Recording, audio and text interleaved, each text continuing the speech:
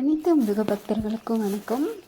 இப்போ நம்ம என்ன பார்க்க இருக்கோம்னா திருச்செந்தூர் பிரசாதத்தை தான்.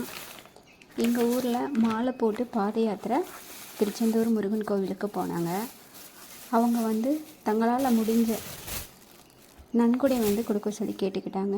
என்னால் முடிஞ்ச நன்கொடையை நான் பாத யாத்திரை போகிறவங்களுக்கு கொடுத்தேன். சிறப்பாக 7 நாள் நடைப்பயணத்தை தொடர்ந்து திருச்செந்தூர் முருகனை சிறப்பாக வழிபாடு செஞ்சு வந்துட்டாங்க.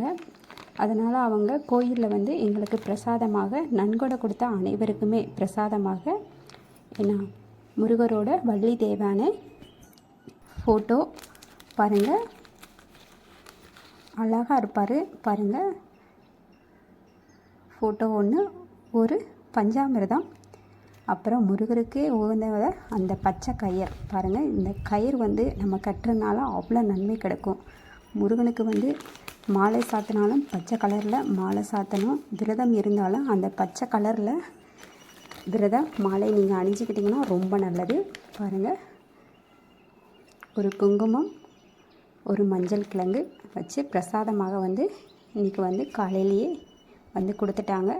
முருகரோட அருள் நம்மளுக்கு பரிபூர்ணமாக கிடச்சிருச்சு. பாருங்கள், அவரே வீடு தேடி வந்த மாதிரி எனக்கு ஒரு மன நிறைவு கிடச்சிருச்சு.